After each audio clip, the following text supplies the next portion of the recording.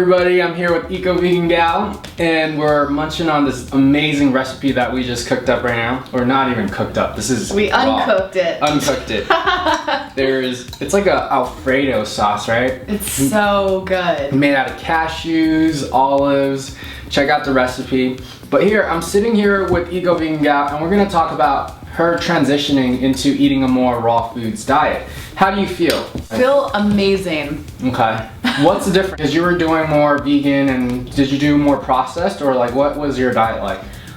You know, I always feel like I want to eat as much raw food as possible, but it can be so challenging, especially when you live in an area like Los Angeles, or you're around people that want to go out a lot, or you don't have a lot of time. It's so tempting to eat processed food, cooked food, and even for me, sometimes when I eat a lot of whole foods that are still cooked, I still feel weighed down by it. And so I've noticed I always feel my best when I eat mostly raw.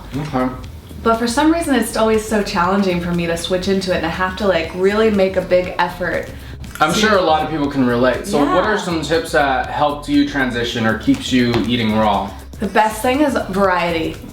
It's just eating a variety of foods. Like for me, it's like going grocery shopping and just finding like a ton of different fruits and vegetables, having various nuts and seeds in my kitchen, and just finding some exciting things too. When you got here earlier, I was showing you like some really cool like cashew cheese I found. We're such nerds. Wraps. Like we're getting excited over salad dressings. Yeah, like, literally. But that's very essential for having a raw foods diet. Yeah. Having a really, really good salad dressing. It's true. It's so true, and you can make a lot of them yourself. I mean, there are recipes everywhere. You can get really creative. But for me, at the very beginning of transitioning back into mainly raw, I found out this incredible raw dressing company, and I kept a variety of them. I had like 8 different flavors of raw dressings in my fridge.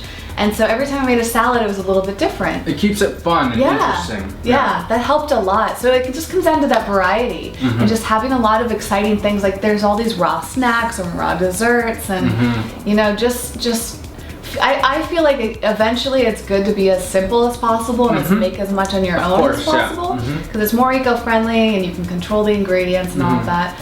But in the beginning, it helps to just have some really fun things around. Yeah. Walk me through a day. Like, what would you do? Like for breakfast, lunch, dinner? Well, for breakfast, smoothies are like #1, and just like all fruit, or sometimes I'll add in some greens or something like that. But I'm not that into like putting in a lot of powders or anything.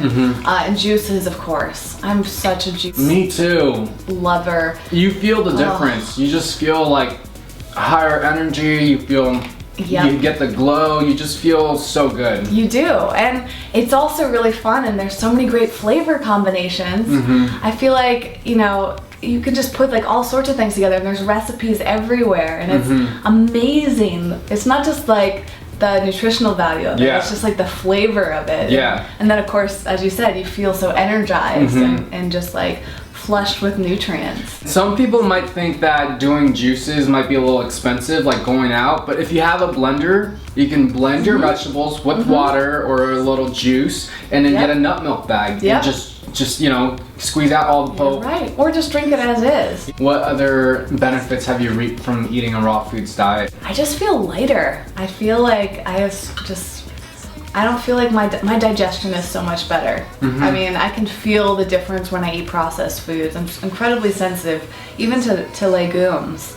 I just have a really hard time digesting them, and I can feel it.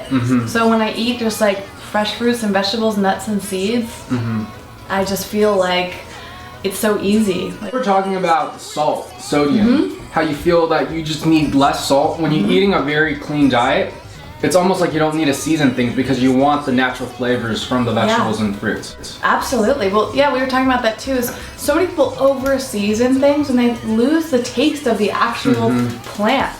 And plants are so rich in flavor, but if our palates have been just constantly coated with salt and oil and whatnot, we're not going to be able to enjoy them as much. I mean, dishes like this are great because they're very filling, but we could also just enjoy, you know, all this fresh fruit. Yeah, lemon juice, exactly. Just really basic. So I always challenge myself to put in no salt or just a very small amount of salt into my dishes. And the same with oil. I try not to use a lot of oil in my food. Me too, yeah. If you're trying to lose weight, you gotta, limit yourself on the salt. You'll feel that you're getting rid of more water weight and you're not feeling bloated and feeling just, puffy. Yeah, that's true. And that's the other thing is drinking tons of water.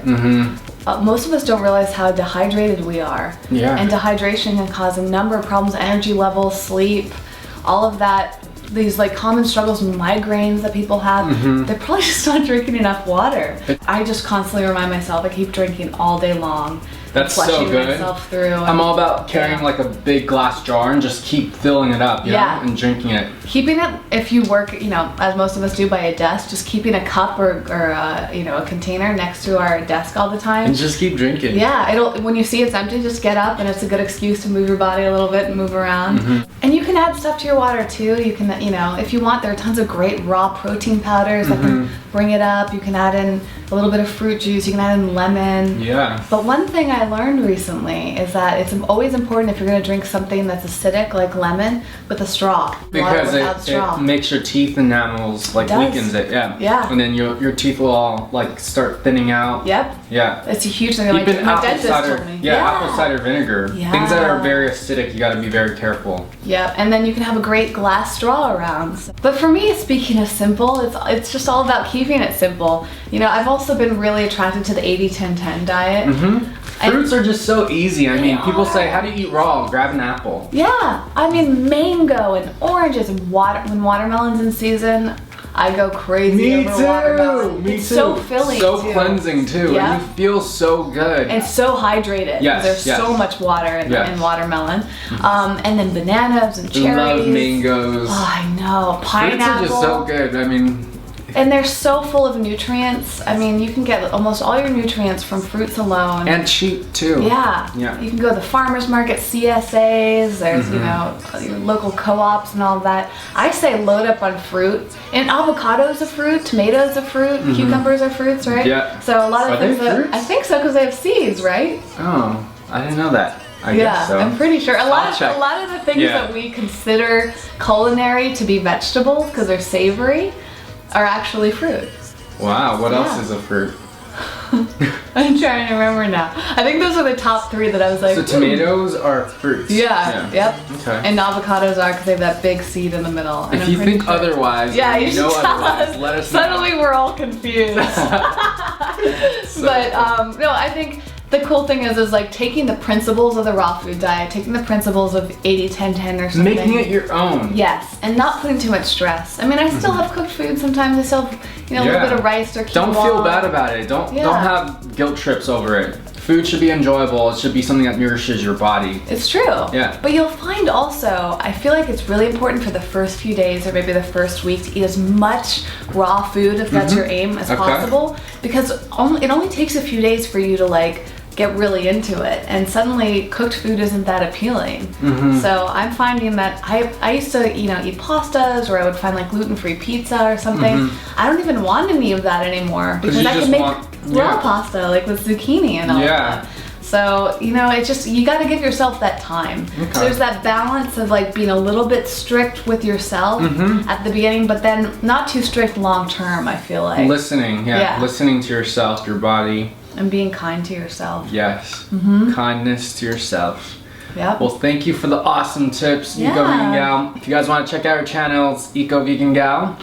And also her website, EcoVeganGal.com. Find the recipe of this amazing thing. This is a good introduction to raw food. Oh yeah. Because it seems a little weird at first. That's the thing with raw food. It always seems like, really, zucchini pasta? This is gonna be gross. Yeah. But then you taste it and you're like, wow, it's so flavorful and texture. Or even go to a raw food restaurant if you can find one around you. Yeah. Or they're everywhere though. Yeah, they are. They're all across the country. You can find one. Yep. And cheers to you guys. Thanks for watching. Have a great day. Bye. Bye.